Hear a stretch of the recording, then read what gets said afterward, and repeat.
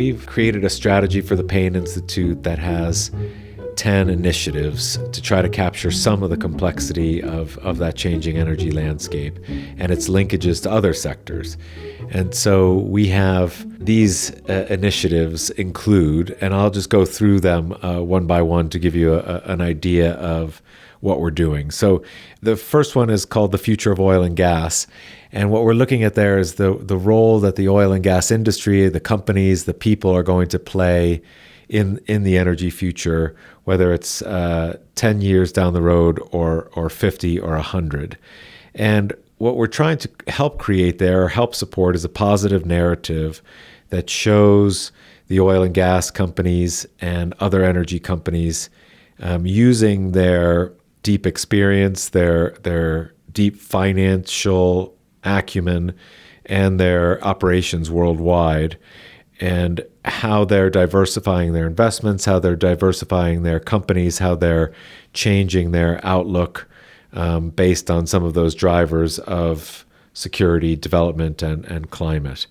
And what you see is some really exciting changes, especially in some of the bigger energy companies like Shell, BP, Equinor, and others. Those three we just had on campus here at Mines in an event around the future of oil and gas, and we're seeing some really interesting investments they're making across different technologies, from the electricity sector to carbon capture and storage to hydrogen and electric vehicles. And so they're purposely diversifying their investments and their portfolios so that they are more resilient to whatever changes come in the energy landscape, and so that they have better hedges on their future businesses.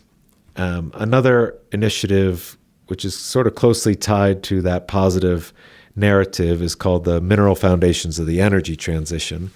And in that initiative, we're working with both industry and academia and government to, as the energy transition accelerates, the need for certain minerals and metals, both minor minerals and metals as well as the larger markets, are seeing pretty dramatic shifts in demand and trade, and not in all cases are they getting the appropriate market signals to make the investments needed. That's especially the case in what are called in the US and Australia and Japan and the European Union critical minerals.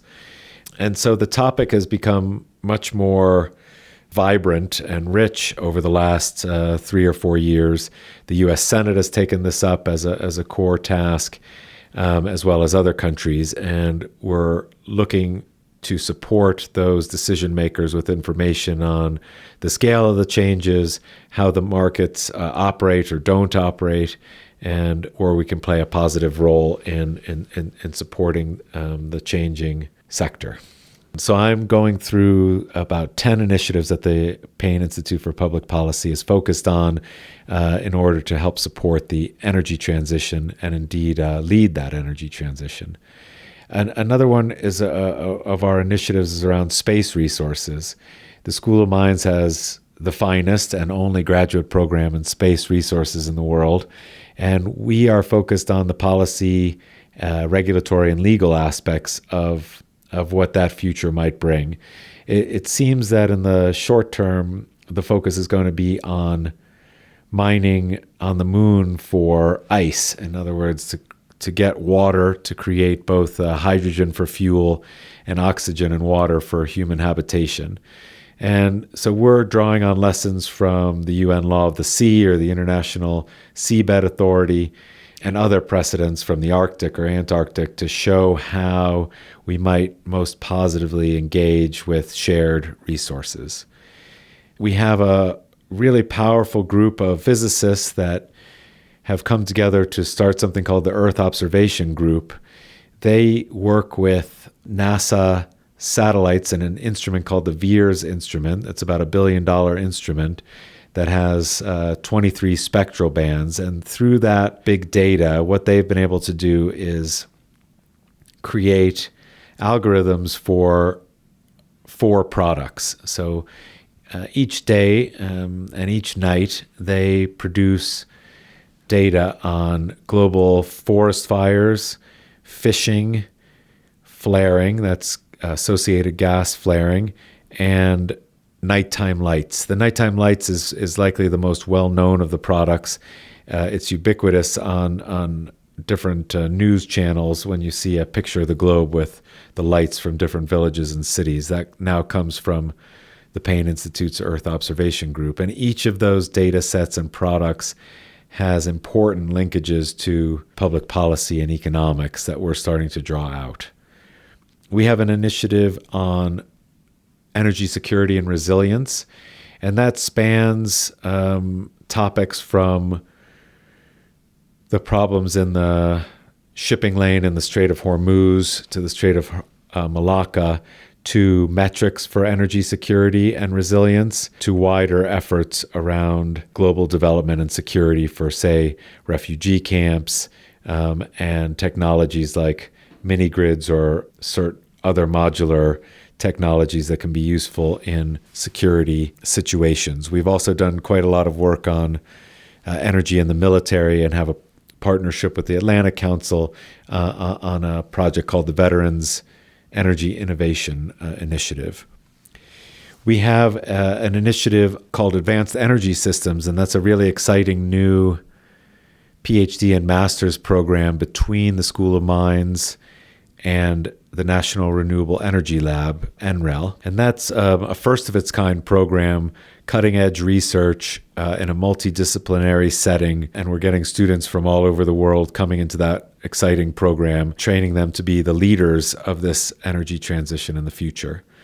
We're working on carbon capture, utilization, and sequestration, CCUS. We've been working on that for some time from a policy perspective, from both the point source and the industrial sectors.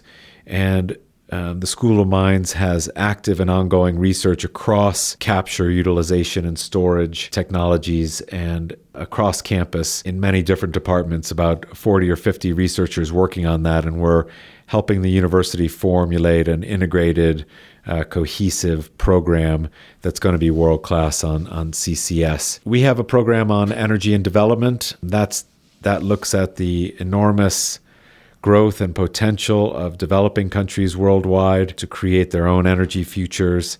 It stems from the fact that there are still 1 billion people without access to electricity and about 3 billion people without access to clean cooking, and probably about 3 or 4 billion people without access to high quality electricity services. And as those countries come into the middle class and as their energy needs grow, they become arguably the most important part of this energy transition. And so the Payne Institute is working with several different countries on how to work on those pathways, how to shape those pathways, how to inform them, and for a economic and social development, and environmental development in those countries.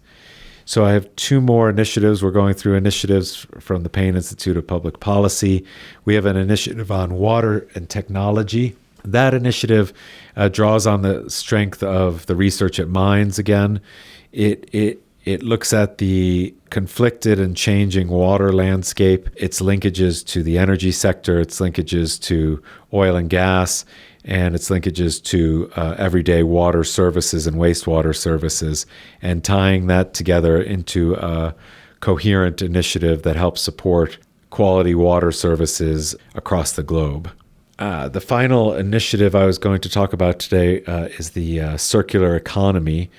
We have had quite a lot of work with different universities in partnership with NREL, that's the National Renewable Energy Lab, and universities including MIT and universities all over the world on the circular economy, and where there is strong research at Mines that links with, say, the metals sector, plastics, or consumer waste, electronic waste, and how we can think about that in a more holistic way towards a circular economy. We've done quite a lot of work recently on chemically mining of plastics and on the recycling of photovoltaics or solar panels.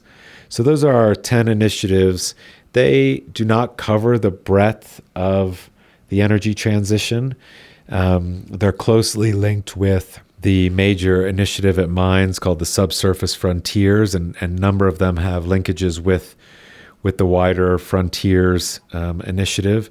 And together we hope that they can be supportive and make a difference in the global dialogue on creating a vibrant energy transition that benefits everyone.